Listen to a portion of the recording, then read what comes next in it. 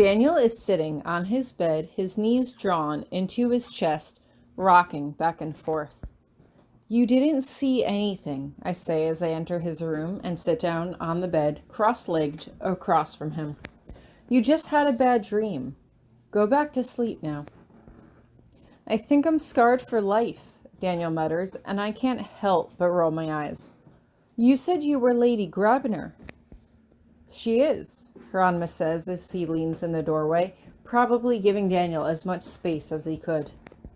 He's my husband, I chirp happily, and Daniel just stares at me. But your boyfriend? Daniel pauses as he seems to put two and two together for himself. But your mystery boyfriend that you said I met but never introduced me to, and the one you snogged at the dark dance, and that's why Virginia shot milk out her nose. What? Hieronymous demands, but I pretend I don't hear him.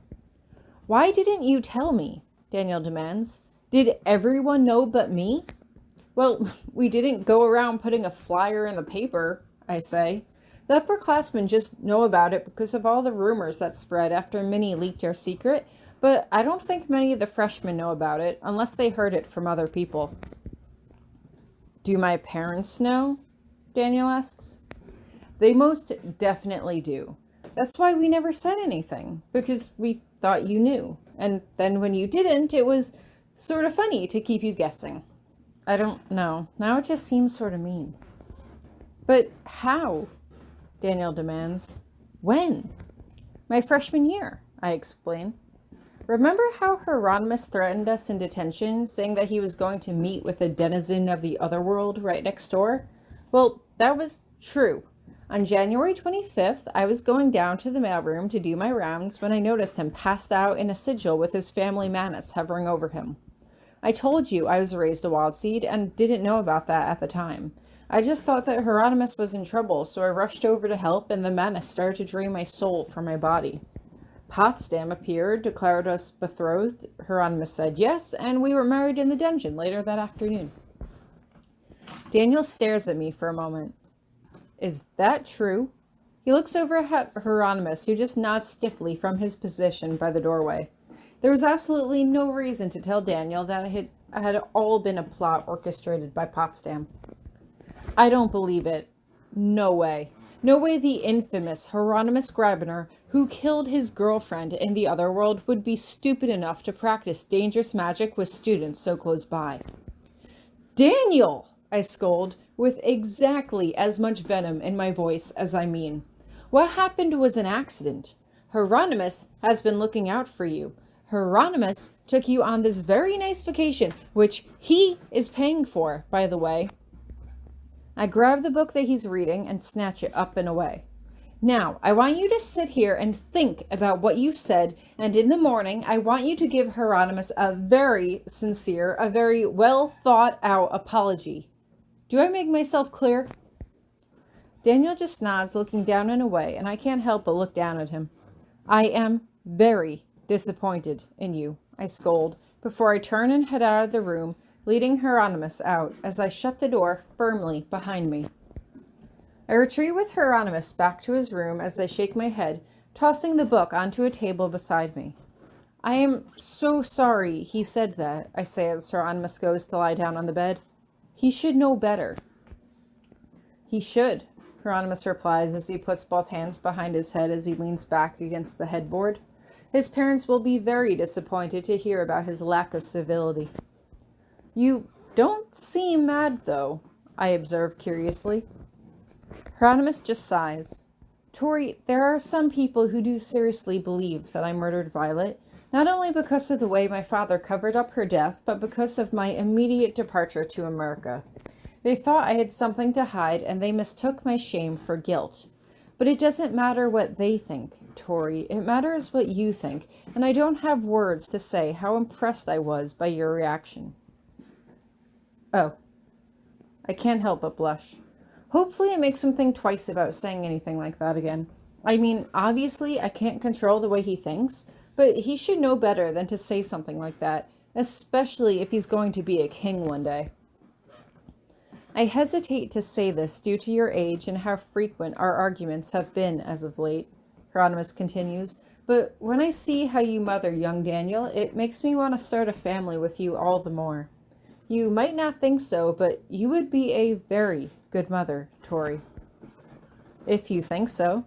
I blush and do a curtsy before Hieronymous gestures for me to join him on the bed with one slender finger. Are you sure? Daniel's right in the next room. He might hear us. Not if I cast the silence spell on the room to make it soundproof, Hieronymous replies with a smirk, and it's one I happily return as I join him on the bed. Daniel apologized that morning while I was making breakfast. Hieronymous sat on the couch while Daniel stood in front of him, reciting a long apology like it was a soliloquy out of a Shakespearean drama. By the time he was done, Hieronymous looked thoroughly bored by the whole affair, but I could tell he was probably secretly pleased that Daniel had put so much time and thought into it. And that's why what I said was rude, disrespectful, and I thoroughly apologize, Daniel concludes as he looks up to see Hieronymus's reaction. Duly noted, Hieronymous replies. Now, let's go eat breakfast. The rest of the week passed by in a blur. I rented a surfboard, although both Daniel and I were terrible with it. We played in the sand, shopped at the little tourist boutiques to buy gifts for home and friends, and ate ice cream as we walked along the boardwalk and enjoyed the sticky heat that was completely foreign to Vermont. At the end of the week, even Hieronymus came to lie with us on the beach, although he still took his books with him. Unfortunately, we had to return to Iris Academy eventually. I was sad to be leaving, but maybe because I felt like I had really bonded with Daniel and Hieronymus here. Every night I would show them different TV shows or movies and explain the different pop culture impacts of each. Sometimes I would play the radio while I cooked and exclaim, "I love this song," and sing along with every word perfectly, even though I hadn't heard the song in years. Hieronymus used the word impressive to describe my skill several times, but couldn't everyone do that? Maybe there were skills that one had being born into the magical community, but as a wild seed, maybe I had secret skills that totally escaped my notice. My ability to recall song lyrics from 10 years ago and movie quotes certainly spoke to having an excellent memory, but what other wild seed talents would benefit me in the magical world? I didn't know, and I wasn't really any closer to answering that question by the time we got home. During the car ride back, I noticed that Daniel looked more despondent than usual, and I couldn't help but try to engage him and lift his spirits. Sad to be back so soon? I asked him. Or are you just nervous about the test on Friday? I had fun there, Daniel says quietly, and the emotion in his voice is palpable. And I'm never going to be able to go back there ever again. I pause for a moment and think it over. How does the saying go? Don't be sad it's over, be glad it happened. I know it's supposed to apply to breakups, but it still works here. You can be sad that you can't go back there, but we had a good time. Would you rather it had rained the whole time and we just sat inside watching TV all day? No, Daniel admits. Although watching TV and movies was fun, I don't think I'm ever going to see a television again.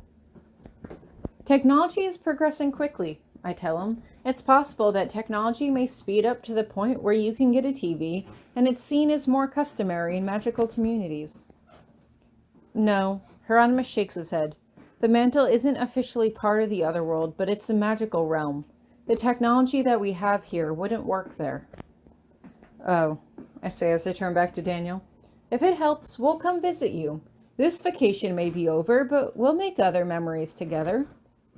The mantle is a bit out of the way, Daniel says, and I turn back around in my seat to face him.